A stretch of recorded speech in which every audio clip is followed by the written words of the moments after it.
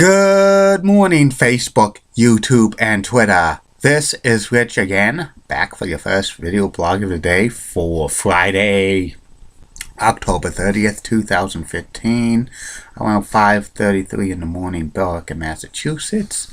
It's going to be a very nice and sunny day out, highs in the mid-50s, a couple degrees below average, but it should be this time of year. Some news to report. The New England Patriots beat the Miami Dolphins by the score of 36-7. The Patriots are 7-0. Also, the Montreal Canadiens lost their second straight game this time to the Edmonton Oilers, so they're on a first losing streak of the year. And that's about it on the news. My next video subject of the day is my review of Halloween Havoc 2000 WCW pay-per-view. This was the 12th and final Halloween Havoc before WCW was sold to WWE in March of 2001. This was held at the MGM Grand in Las Vegas, Nevada. They had all the Halloween Havocs from 1996 through 2000 there. The main event was for the WCW World Title, Booker T facing off against Scott Steiner, and other matches. No dark matches for the pay-per-view, and it was called by Tony Schiavone, Mark Madden, and Stevie Ray. And here's what happened on the pay-per-view. The first match was for the WCW World Tag Team Championships. Triple threat match. It was the Natural Born Thrillers, Mark Jendrick, and Sean O'Hara, who were the WCW World Tag Team Champions at this time, facing off against two of the Filthy Animals, Billy Kidman and Rey Mysterio Jr., facing off against the Dancing Fools, Disco Inferno, and Alex Wright. And this match was under triple threat rules. It was an exciting match. The Natural Born Thrillers, Jendrick and Sean O'Hara, won it when Jendrick's pinned Disco, and he got help from Rey Mysterio Jr., who did the splash off the top rope. Afterwards, it was a big smudge. All six wrestlers were fighting and stuff, and it was cleared by Conan, who was doing guest commentating. So Jendrick and O'Hara retained the WCW World Tag Team Championship. The next match was for the WCW Hardcore title. It was Reno, who was the WCW Hardcore champion, facing off against the Wall under Hardcore rules. And this was, okay match. Reno wins by knocking the Wall out with the dice with 1, 2, 3, and he retains the Hardcore Championship. The next match was not advertised. It was impromptu. It was the Misfits in action. Two of them, Chavo Guerrero and Lash LaRue, facing off against two members of Natural Born Thrillers, which was Chuck Palumbo and Sean Stasiak. It was a decent match. Guerrero and LaRue win when Palumbo accidentally knocks Stasiak out with a super kick, and then Lash LaRue tags in Chavo Guerrero and gives the flying DDT for the 1, 2, 3 on Palumbo. The next match was a mixed tag team match.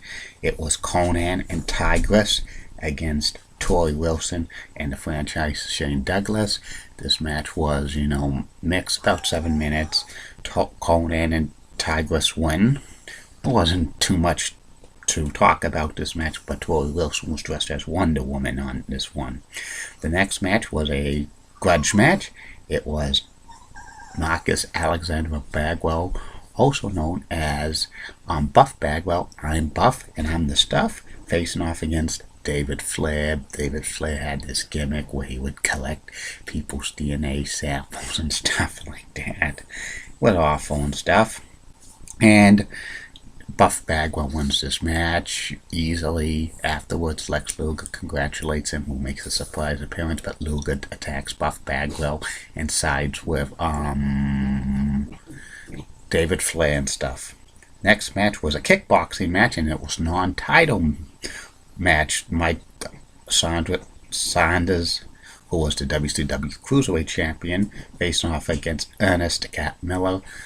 Somebody call my mama and stuff. And this was a kickboxing match. It was supposed to go several rounds, and it only went 2 rounds. The franchise Shane Douglas interfered and knocked out Ernest the Cat Miller in the second round of the kickboxing match behind the referee's back, and Saunders wins by TKO.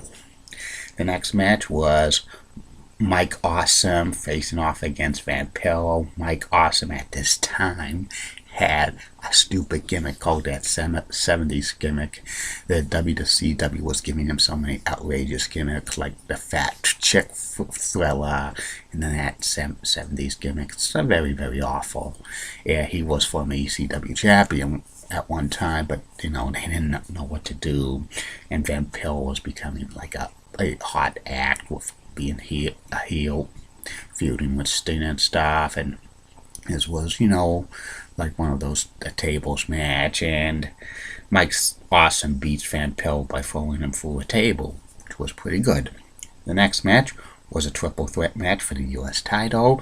It was General Election, who's Hugh Morris, who's also Bill DeMott, that's his real name, facing off against Lance Storm and Hacksaw Jim Duggan.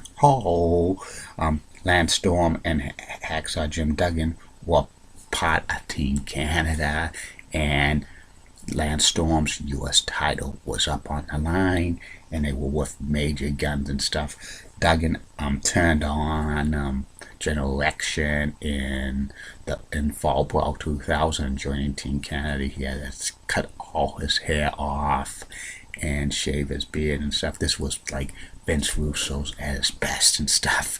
It was very awful. And this was a good match. General Election wins back the U.S. title by pinning Hacksaw Jim Duggan.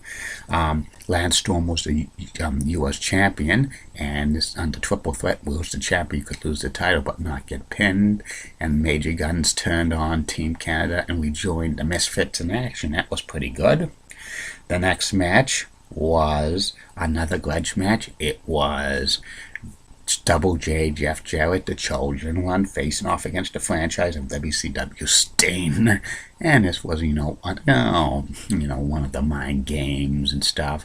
Sting was on the verge of winning, but then they will have had several Stings, including a throwback Sting 1989 when he had the bleached blonde hair and stuff, and then another Crow Sting comes, gets like Sting distracted, and Jeff Jarrett hits Sting with the guitar, pin Sting for 1, 2, 3.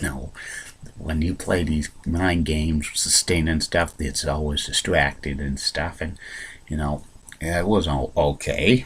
The next match was for the WCW World Tag Team World Title.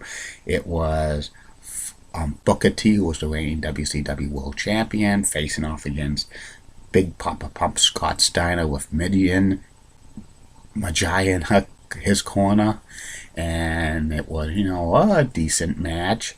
Booker T beats Scott Steiner by disqualification by beating him by using a foreign object, and then afterwards Scott Steiner continues to beat up Booker T and stuff. It was like making Scott Steiner a monster heel and stuff. And the final match was a handicap match. It was Chronic, who was Brian Adams, and Brian Clark, facing off against Bill Goldberg. And Bill Goldberg had an injured shoulder. They thought he was not going to wrestle, but before the match, he was cleared to wrestle, and it was kind of a squash match for Bill Goldberg. He gave the spear and the jackhammer to Brian Adams to pin him 1, 2, 3 to end the pay-per-view, and this was the last WCW Halloween Havoc pay-per-view, and I give this card a D-. It was very, very awful and stuff, but there were some good moments and stuff. And that's about it on that. That's about it on these Halloween Havoc reviews. And coming in November, I'll be doing reviews on WWE Survivor Series pay-per-view, starting with 1987, which was held at the Richfield Coliseum. It was I'll be doing them in a few weeks. Have a good day, Facebook, YouTube, Twitter. Keep calm. I'm a Julie by the guy. Molly Rosenblatt, Fox 35 rocks and has nice legs. Elizabeth Hart, so stunning. And in the words of Sean Lucia, get out. Other video blogs today will be about NBC Sports World and the review of Back to the Future Part 3. Bye now.